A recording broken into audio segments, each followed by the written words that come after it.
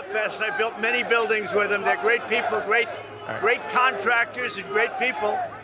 And I have a lot of support. I hear the Teamsters, I've done a lot of work with Teamsters. I built a lot of buildings with the Teamsters, and they like me, a lot of Teamsters here.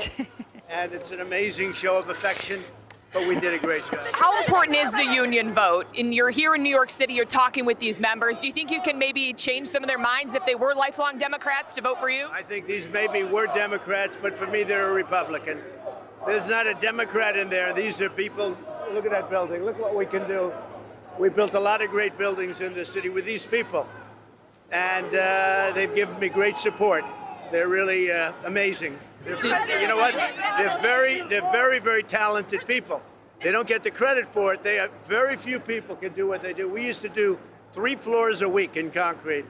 And it was guys like this that did it. So it's very amazing. Did you know about What do you thought of David Pecker's testimony so far? When was the last time you spoke to him? No, he's been very nice. I mean, David's been very nice. He's a nice guy. Did you know, Mr. President, did you know?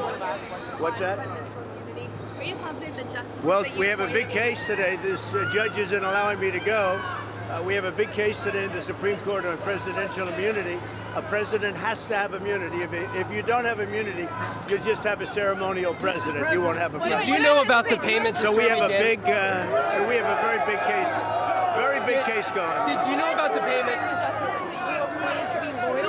Say it, what? Do you anticipate the 3 judges, 4 judges? They're very talented people. They're very smart. They know what to do. They're going to be very fair. Did you know about the payment to Stormy Daniels? So you guys heard that right there. I mean, he's pretty confident here in what's going on in New York City in terms of turning people, what he says, on his team here who might have been lifelong Democrats. So that's kind of what we're hearing right now, and he's going to continue, to walk around and talk. I think that he's dealing with the Republican Party chair. I think he's still doing it. That's Ed Cox. He is the son-in-law of Richard Nixon. The president has a history with the Nixon. Nixon identified him early as a presidential candidate in the future. Ed Cox is probably one of the most powerful people in New York, and you wonder, guys, the president's within 10 points of Joe Biden in New York. Joe Biden's going to go up to Syracuse today for a cop's funeral where they're having trouble getting state troopers to work as security because no cops want to be protecting the president that presumably is so weak on crime and punishment. I like that he's doing this before court. It's like when he went up to Harlem and he went to the bodega and he had so much support from the crowd in Harlem. Now he's doing this. This is at Park Avenue and 48th, somewhere in that area. There's a big building that's been under construction for a long time, close to Trump Tower. And hopefully he'll do things like this more often, take advantage of being able to campaign in New York and in this area. Yeah, Democrats are going to wind up regretting that they've sequestered him in New York, because by the time this is all over with, he's going to put New York in play. New York, they're already talking about an event in the Bronx and possibly at Madison Square Garden. If you're going to leave him here for 6 weeks, he showed up at the Bodegas Union on their invitation. This has been on the books, we understand, for a while. And this is something that it's unscripted, it is real, it's a slice of life.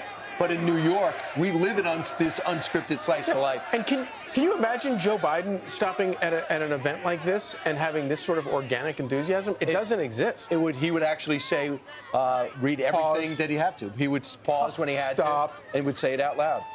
And I think we're safe to say that this is the only president or candidate we've ever had who knows how many floors in a week you can build with concrete using steel workers. Because his thing was, I could pay for it, but they build it.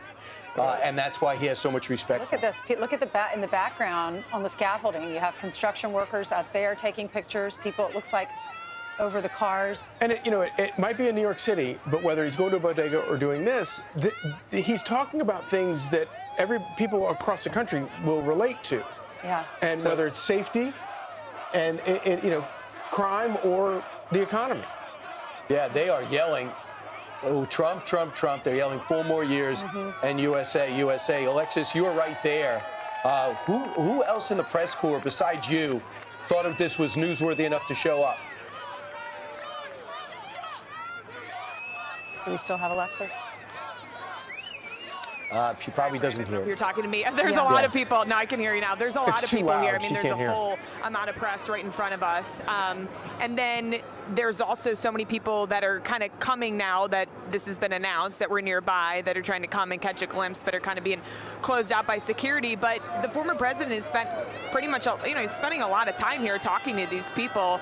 We know that he's in possible striking distance, right, in New York City. Who would have ever thought that? So he wants to spend time with these people while he's here to try and gain their support. So when he comes back over here, if we get another chance, I'm going to ask him, Brian, about that opportunity here in New York to try and beat Joe Biden, maybe flip some of these areas that are so dark blue, maybe a little bit red. I mean, we saw a lot of people out there, too, in Harlem. The guy was at a bodega, Yes. the former president of the United States. They had people out there wanting to talk to him there, too, in that neighborhood. Look, we're showing you an aerial shot. Yeah. You can see how deep the crowd is. People reaching for him. I hope he signs my whatever it is that they're handing to him. You know, it reminds you of something prior to the Oscars. People show up, they just want a glimpse, they want to see.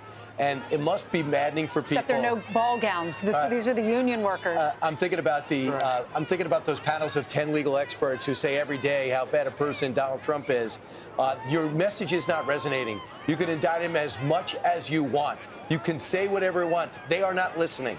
They're making their own decisions, and they believe that former president was fighting for them and will again, no matter what you say and how outraged you may be from the Katie Courics in the world. Well, you see, we've seen all these unprecedented attacks on the president, former president, and the use of the courts to go after him. Well, this is what they're afraid of. This is why they despise him so much. And it's why even in the Republican Party, there are people that don't like him because they're terrified of him, because he can inspire this kind of enthusiasm from people by just showing up at a construction site. A lot of people in that crowd, it's New York or Democrats, and many of them can relate to him and are saying that they're thinking about switching their vote, especially when it comes to either choosing between Biden or Trump. And in Pennsylvania, we did a Fox News survey, and among independents, he and Biden are neck and neck in the state of Pennsylvania. But it's interesting when you look at the independents in this survey. Trump had the advantage. He was ahead by 7 points among independents in March in that survey, and now he has an 8-point edge. So that could take him over the top. Right. It's also noteworthy that this team runs like an efficient machine, and he knows exactly how long it's going to take to get downtown in order to get to court. And he's saying, why would I leave? Also, think about the president's mindset. It's pretty damaging to you emotionally. You got to sit there and hear these horrible things about you. You got to listen to a judge who tells you when to stand and when to sit and what to say. And this is an emotional lift for him. It's important for him to understand, no matter what's going on in that courtroom, there's something going on outside there that's a lot more positive. Good point. Good point. This will carry him through that court. And all along, I don't think that the court cases have anything to do, obviously they have nothing to do with justice. It's all about what you're talking about. It's all about trying to humiliate him, take him off the campaign trail, do whatever they can to get him off his game. And this is how he gets back on his game. Why can't one of those people be in his jury pool? Yeah, exactly. Hey, take your vest off. I have a job for you. Trust me, the prosecutors did everything in their power to make sure that didn't happen, I'm sure. I'm Steve Ducey. I'm Brian Kilmeade. And I'm Ainsley Earhart. And click here to subscribe to the Fox News YouTube page to catch our hottest interviews and most compelling analysis.